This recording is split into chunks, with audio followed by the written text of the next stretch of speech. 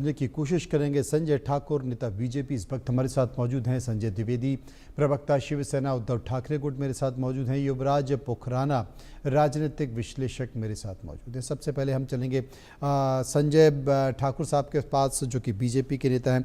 संजय साहब, लगातार महाराष्ट्र में इस बात को लेकर चहल पहल हो रही है और बीएमसी चुनाव के इर्द गिर्द भी सारी चीज़ें गढ़ी जा रही हैं।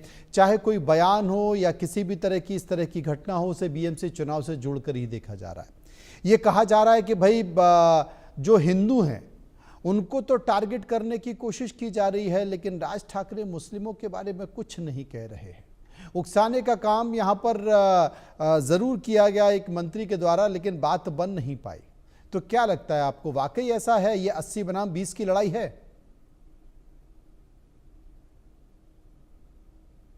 एक बार अनम्यूट कर लीजिए प्लीज। जी,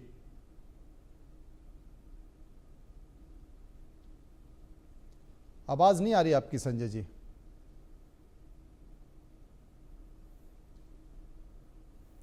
अनम्यूट नहीं हुआ अभी। हाँ, अब हुआ। आप सुन सकते हैं आप मुझे? आपकी आवाज आ रही है, आप बोलिए जी। देखिए मनु भाई, ये तो सिर्फ और सिर्फ राजनीतिक स्टंट है। वो पार्टियां जिनका अपना आधार खत्म हो चुका है, जो यहाँ के परिप्रेक्ष्य में, परिदृश्य में बुरी तरह से खो चुकी हैं, उनको अपना अस्तित्व बचाने के लिए एक बार फिर से भाषा के रूप में लोगों को भड़काने का प्रयास कर रहे हैं। ये लोग ये नहीं जानते हैं कि कभी भी राजनीति करते समय पब्लिक को इस तरह के खतरनाक खेलों में इन्वॉल्व नहीं करना चाहिए। ये जो चल रहा है, ये इसी तरह से चलता रहा तो मुंबई जैसे शहर के प्रति लोगों का विश्वास डगमगा जाएगा, लोग आतंकित हो जाएंगे। लेकिन साथ ही मैं ये भी कह सकता हूं आपको कि ये लोग चाहे जो भी करें, मुख्यमंत्री महाराष्ट्र स्वयं इसमें बहुत ध्यान दे रहे हैं। अभी अलग बात है कि किन्हीं किन्हीं घटनाओं पे संभव नहीं किसी के लिए ऑन द स्पॉट कहीं चले जाएं, कुछ कर दे, घटनाएं होने के बाद पता चल रहा है। लेकिन इस चीज की हरकतों को बर्दाश्त किया नहीं जाएगा और बहुत ठीक से इन सब का इलाज किया जाएगा। संजय द्विवेदी साहब, घटना को बर्दाश्त नहीं किया जाएगा और इन सब का ठीक से इलाज किया जाएगा। मनोज जी, बड़ी हंसी का विषय ऐसा है। सरकार जिनकी है वो यहाँ पे आके रो रहे हैं, कह रहे हैं साहब बर्दाश्त नहीं किया जाएगा। तो क्यों बर्दाश्त कर रहे हो भाई? क्यों बर्दाश्त कर रहे हो? मैं समझ नहीं पा रहा हूँ। नहीं, बर्दाश्त नहीं किया जाएगा, इन सब का इलाज भी किया जाएगा। अरे तो इलाज कब किया जाएगा साहब? कि हम लोग रोज जैसे डिबेट करते रहेंगे, आपस में तू मैं करते रहेंगे, इससे इलाज हो जाएगा क्या? क्या इलाज दिखाई पड़ रहा मनोज जी? आप इतने बड़े पत्रकार हैं, इतना बड़ा चैनल है, आप मुझे बता दीजिए 2 महीने के अंदर कितना इलाज हुआ, कितनी दवा दी गई, कितनी दुआ दी गई? कुछ नहीं किया गया अभी। समझ, इनका सिर्फ मोटो ये है इस विवाद को, क्योंकि राज ठाकरे जी की आज की आदत आज की नहीं है। लोकसभा चुनाव में इनके साथ में, तब भी उन्होंने मराठी भाषा का किया था। और अपने देवेंद्र फडणवीस जी कहते हैं हमने अभिजात भाषा का मराठी में दर्जा दिया है। इनके योगेश कदम जी कहते हैं मराठी बोलनी पड़ेगी। तो मराठी बोलनी पड़ेगी, अभिजात भाषा का दर्जा दिया है। तो अगर कोई अस्थाई, मैं गुंडा कहूंगा बहुत अच्छे शब्दों में, अगर गुंडागर्दी कर रहा है, कानून व्यवस्था भंग कर रहा है, तो जिम्मेदारी किसकी है? क्या मनोज जी की है, संजय द्विवेदी की है कि जाके उनको गिरफ्तार करें? वहां की पुलिस क्या कर रही, देवेंद्र फडणवीस जी क्या कर रहे हैं? जब देखिए महंगाई थी, मनमोहन सिंह की सरकार थी, पूर्व प्रधानमंत्री जी की, तो गैस सिलेंडर के दाम बढ़े तो इन्होंने चूड़ियां भिजवाई थी। इनके एक नेता जो थी, महिला नेता, वो चूड़ियां भेजी मनमोहन सिंह को। तो आज क्या पूरा महाराष्ट्र चूड़ियां भेजे देवेंद्र फडणवीस जी को कि सिर्फ आके डिबेट में कहते हैं कि मैं कड़ी कार्रवाई करूंगा, कुछ नहीं होने दूंगा। देखिए, जो व्यक्ति 10 गारंटियां से जीता हो, जिसमें आपकी थी कि हम 2100 रुपए देंगे लाडली बहनों को, जिनके 10 लाख नाम कम कर ये भाषा में उस समय जो है उनको दिखाई नहीं पड़ा। लेकिन बाद में अब 10 लाख बहनों के नाम कम कर दिए गए। क्यों कर दिए गए? क्यों भोजन थाली देनी थी, वो भी नहीं दी गई। मुख्यमंत्री तीर्थ यात्रा कर रहा था, वो भी नहीं कराया गया। बिजली बिलों में कटौती करनी थी, वो भी नहीं कराया गया। किसानों के बिल माफ, किसानों को ऋण माफ करने थे, वो भी नहीं किया गया। 25 लाख नौकरी कहाँ है? अभी तो हम लोग मांगते 2 करोड़ नौकरी कहाँ, 2 करोड़ नौकरी कहाँ? अब 25 लाख नौकरियां कहाँ है? कितने लाख आदमी का इतने भर्ती हो गए, कितने लाख लोगों की नौकरी के लिए जगह निकली है। पानी पी लो, पानी पी लो, बटा पानी पी लो। पांचवी इकोनॉमी पहुंच गए, तीसरी इकोनॉमी पहुंच गए, चौथी इकोनॉमी पहुंच गए। आज पेट्रोल डीजल के दाम कितने, गैस के दाम कितने, रसोई गैस के दाम कितने, उस पर इनका ध्यान नहीं है। ध्यान सिर्फ इनका इतना है कि हम किस तरह से विवाद को आगे बढ़ाए। भाई आप 1 से 5 तक हिंदी लाने की क्या जरूरत थी आपको? और बार बार कहने से आप हिंदी का विरोध कर रहे हैं। हिंदी का विरोध मुझे बता दीजिए कौन नेता कर रहा है? क्या कांग्रेस कर रही है, उद्धव ठाकरे कर रहे हैं, शरद पवार कर रहे हैं? कोई नहीं कर रहा। इनके मंत्रियों द्वारा कई बात का अनुपालन राज ठाकरे की सेना कर रही है। राज ठाकरे की सेना इन्हीं की बात का अनुपालन कर रही है। जो इनके साथ लोकसभा चुनाव में थे, इन्हीं के साथ में थे। मनु भाई मस्जिदों पे जब मस्जिदों पे पार्टी में बता के आए हैं कि नहीं बता हटाने के लिए बजरंग बली का पाठ कर रहे थे, हनुमान चालीसा पढ़ रहे थे, तब तो इनको समझ नहीं आ रहा था, तब तो खराब नहीं थे। अब क्योंकि उद्धव ठाकरे राज ठाकरे एक हो गए कि राज ठाकरे से आपको गठबंधन नहीं करना है। राज ठाकरे और उद्धव आप राज ठाकरे का समर्थन करते हैं कि नहीं? आप जब मुलाकात करते हैं, मुख्यमंत्री से मुलाकात करते हैं, उनसे पूछिए कि राज ठाकरे का समर्थन करते हैं कि नहीं? किसने कहा जिंदा रोकी है? मुझे तो अच्छा संजय द्विवेदी जी, संजय द्विवेदी जी, संजय ठाकुर पूछ रहे हैं कि आप राज ठाकरे का समर्थन करते हैं कि नहीं करते, पहले ये बताइए।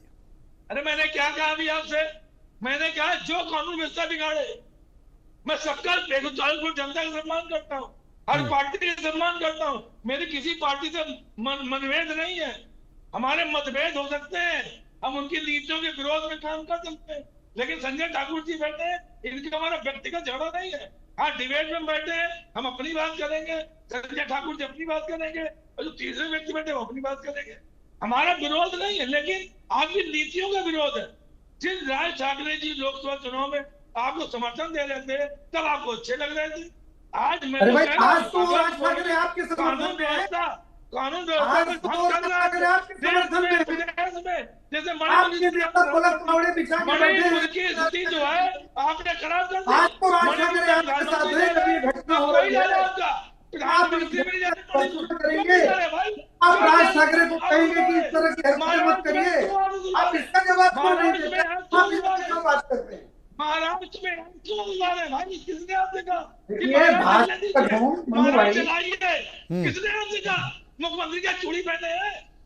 मुख्यमंत्री चूड़ी पहनने क्या उनको दिखाई नहीं पड़ रहा है? आगे आप डिबेट करते हैं, हम डिबेट करते हैं। डिबेट से क्या मतलब? जो उपद्रव करे, जो कानून व्यवस्था भंग करे, उसकी गिरफ्तारी होनी चाहिए। बिल्कुल संविधान कानून सब पे एक तरह लागू होता है, चाहे हम हो, चाहे आप हो, चाहे कोई व्यक्ति हो। मैं हिंसा के विरोध में हूँ, हिंसा मुझे नहीं चाहिए, लेकिन आप जो कह रहे हैं हिंदी का विरोध कर रहे हैं, हिंदी कोई विरोध नहीं कर रहा। हिंदी हमारी मातृभाषा है, मैं हिंदी बोलता हूँ, हर आदमी बोलता है। महाराष्ट्र में पहले अपने नेता से पूछ के बात करो भाई, क्या बात कर रहे हो आप? अपने नेता से पूछ के आए हो, आपके पार्टी की लाइन क्या है?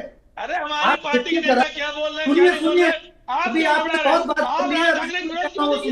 जब लोकसभा चुनाव मैं कर रहा हूँ, सुनिए, लोकसभा चुनाव जब थे तो आपने क्यों नहीं विरोध किया राज ठाकरे का?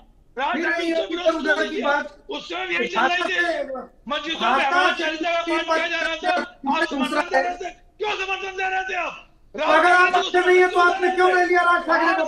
समर्थन क्यों दे रहे थे? क्यों बल के बिठा के बैठा था? युवराज पोखरना मेरे साथ मौजूद हैं। युवराज पोखरना साहब, बात यहीं पर आकर नहीं रुकती। अब तो चुनाव आयोग ने साफ भी कर दिया है, क्योंकि अक्टूबर में ये माना जा रहा है, चुनाव आयोग ने घोषणा कर दी, अक्टूबर से जो स्थानीय निकाय है, नगरीय सरकार है, उसके चुनाव की प्रक्रिया शुरू होगी। लेकिन ये भी कहा जा रहा है कि इस बार वीवीपैट का इस्तेमाल नहीं होगा, क्योंकि चुनाव आयोग ने कहा कि साहब उम्मीदवार बहुत सारे होंगे, एक उम्मीदवार के लिए 4 लोगों को वोट देना पड़ेगा, इसलिए वीवीपैट नहीं होगा। तो विपक्षी पार्टी इसका विरोध कर रही। जी मनोज जी, नमस्ते। नमस्ते। सर्वप्रथम एक नागरिक होने के नाते ये मुद्दा जब मैं देखता हूं तो कहीं ना कहीं इसके 2-3 परत है। यदि एक इसमें भारतीय जनता पार्टी की बात करें तो पिछली बार भी हमने ये चर्चा की, लेकिन दिन के अंत पे लॉ एंड ऑर्डर जो स्टेट सब्जेक्ट है, जो देवेंद्र फडणवीस जी के पास है, तो उनको प्रोएक्टिव होकर एक्शन लेना तो पड़ेगा। अब आप उसमें जैसे रोमियो स्क्वाड बना था यूपी में, कहीं पुलिस की शी फोर्स शी टुकड़ी बनती है, तो यदि हो सके तो उनको एक टुकड़ी तो बनानी पड़ेगी, नहीं तो उन्हीं का जो वोट बैंक है तथाकथित उत्तर भारतीय परप्रांतीय हिंदी भाषी, उन लोगों में एक डर का माहौल हो जाएगा। एक इस चर्चा का पक्ष है आदरणीय राज ठाकरे जी। तो राज ठाकरे जी की जो राजनीतिक हैसियत है वो बहुत ज्यादा नहीं है, वो अपने सुपुत्र की जमानत जब्त होते भी बचा नहीं पाए। लेकिन हाँ, आज ये जो गुंडाई हो रही है मनसे के कार्यकर्ता या अर्थात गुंडों के द्वारा, तो आप जैसे बड़े पत्रकार, हम जैसे लोग जो थोड़ा बहुत समाज की चिंता या चिंतन कर रहे हैं, हम इस पे अखिल भारतीय स्तर पे चर्चा कर रहे हैं। तो राज ठाकरे जी को एक रेलेवेंस मिल गई और उनका जो बोले कि सोया हुआ जो कार्यकर्ता था उनको कुछ गुंडाई करने मिल गई। और उद्धव ठाकरे जी की बात, तो देखिए उनका जो खुद का जो सपोर्टर है, कार्यकर्ता है, वो तो खिसक गया है, वो तो बढ़ चुका है शिवसेना के बीच में और उबाटा के बीच में। तो क्या किया जाए? तो उन्होंने आउटसोर्सिंग करके लोकल राजनीति, जो नीचे की स्तर की गुंडाई है, वो मनसे को सौंप दी है।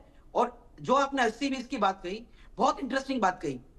आप ये बात से सहमत होंगे जब मैं कहूंगा कि जैसे ही ये इंडी गठबंधन या महाविकास आघाड़ी में उद्धव जी का जाना हुआ, तो उनके इफ्तार पार्टी से लेके ईद पार्टी से लेके मुहर्रम के जुलूस में सब जगह मियां उद्धव साहब करके उनके पोस्टर निकल गए।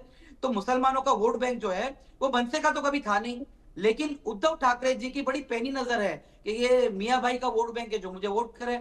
और एक आखिरी 10 सेकेंड, कई वीडियो मैंने सोशल मीडिया में इंस्टाग्राम पे देखे हैं जहां 80 वर्षीय 85 वर्षीय एक मुस्लिम काका छाती ठोक के बोलते हैं कि हम मुसलमान भाई हैं, हम हिंदी बोलेंगे, मराठी बोल के दिखा दे, अपने एरिया में तो कुत्ता भी शेर होता है, हमारे एरिया में आके दिखा दे। ये सब वीडियो हैं। तो कहीं ना कहीं एक समझौता हो चुका है, मुसलमान जो है उनको कोई टच नहीं करेगा। और हिंदुओं में जो ये नॉर्थ इंडियन है, जो हिंदी भाषी वोट बैंक उनको लग रहा है, उनको मारपीट करके ये गुंडाई करने वाले हैं। लेकिन उद्धव ठाकरे जी का जो स्ट्रेटेजी मुझे लग रहा है, वो अपने आप को समतलन रखेंगे और जो भी आउटसोर्सिंग है गुंडागर्दी, वो मनसे से करवा देंगे।